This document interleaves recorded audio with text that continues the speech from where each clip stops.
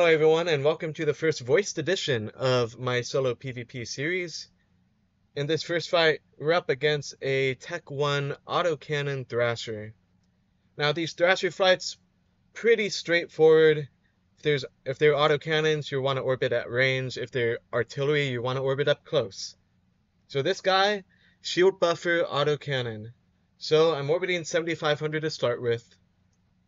That's usually what I go with by default if I don't exactly know what they're running, or just in general for a lot of my fights, I go 7500. I noticed he was still hitting me, so I'm going to try to go a bit farther away. And then I noticed the damage drops off pretty drastically, so I choose that range to orbit at.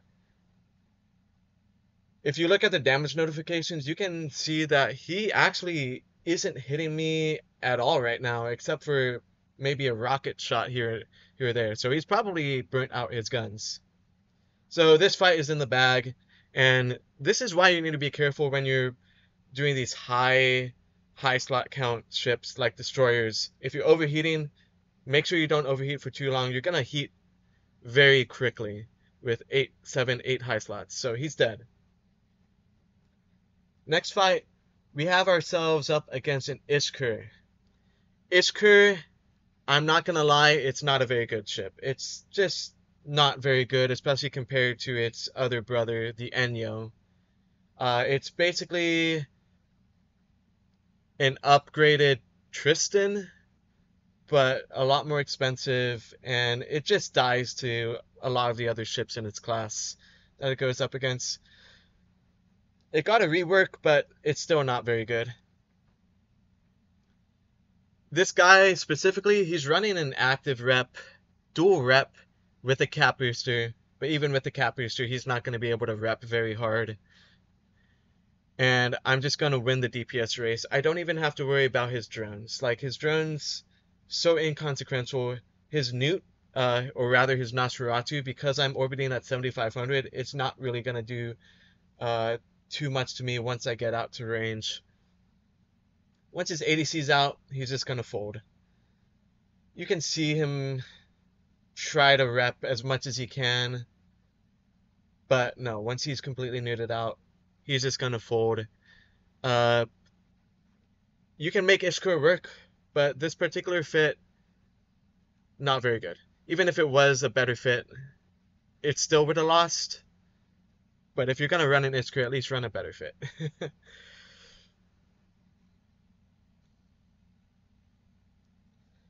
So we're just, at this point he's dead, we're just approaching, make sure we get the kill. There we go. Next fight is against a Kitey Hookbill. He slid into me while myself and one other militia member are running this Plex. Now the militia member, he actually runs away. He warps off. Not sure why, but I stay and fight. He's caught. Now if he was on his game better, he might have been able to not get scrammed from the outset, but I was able to scram him, which basically solidifies his death. And he's just going to die because Kitey Hookbills have 0 tank. And if you are going to do a Kitey Hookbill, at least make sure you heat your prop away from the ship that might scram you.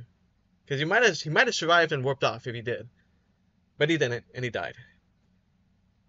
Next fight, I'm sliding in on a Thrasher Fleet issue.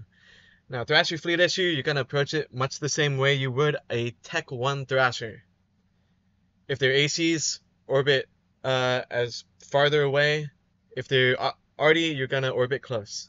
This guy, he's a bit of a better pilot than the last guy. He's using autocannons. He's hitting me very hard. My armor is dropping. I'm a little worried at this point. He is an armor tank fit, so his shield's going down. Not that big of a problem for him. He does run out of capacitor at this point, so he no longer has me webbed. I'm pulling reins. I'm pulling reins as fast as I can. I'm at about a quarter armor now. I noticed the damage has dropped off. In fact, he stopped shooting me, which means he's probably loading barrage. Once he loads barrage, I'm going to have to go even farther away because barrage hits about 18, 19 kilometers fall off.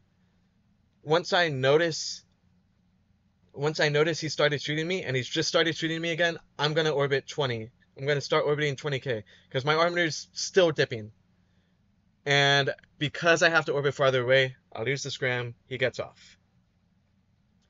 Next fight is against a shield buffer Kestrel. Now the pilot of this Kestrel, Dr. Rest, huge shout out. He's a very, very good solo PvP pilot. Over almost 7,000 solo kills, which is impressive. Now, Rocket Kestrel, on paper, you might think it's a bad matchup for a Dragoon because he doesn't need capacitor for his tank. He does have a small ancillary armor repair, but that doesn't come into play because he has no capacitor. But regular shield buffer Kestrel doesn't need cap for its tank, doesn't need capacitor for its damage. But in this case, I just end up running the DPS race regardless, because the Dragoon is still a destroyer. And with armor buffer fit, it has very good buffer. Even a Tech 2 Dragoon would have won this fight. Tech 2 Dragoon vid coming somewhat soon. Soon TM. Kestrel down, GFs, and we're on to our last fight. Now, wasn't expecting this fight. I literally undocked. I see the slicer. He aggresses me. So immediately I launch my warriors. I start nuding him out. I approach him to start with, but what you really want to do is, you can see I start trying to pilot in front of where he's going to be, because once he stops moving, you're going to want to get to him as soon as possible, because if he's quick about it, as soon as he notices he's capped out, he might be able to warp off. So he's capped out at this point. My prop's heated. I'm trying to get to him. I'm trying to scram him. And I grab the scram at 13.5 kilometers. And I'm gonna kill him off the bat. He doesn't even have an armor rep. Not that it would have helped him in this case. And you might actually notice at this point, if you look at the damage notifications, there is actually a Executor Navy issue that it's not on my overview, but he starts shooting me. He's actually another Angel Militia member. In Fraternity, they're known for Aroxing. I don't have any aspirations about killing this Executor Navy issue. He probably has backup, so I'm just going to get out of there. He doesn't have me pointed. He doesn't have me scrammed. I'm just going to get out of there and play it safe. And with that, thank you all for watching, and see you in the next one.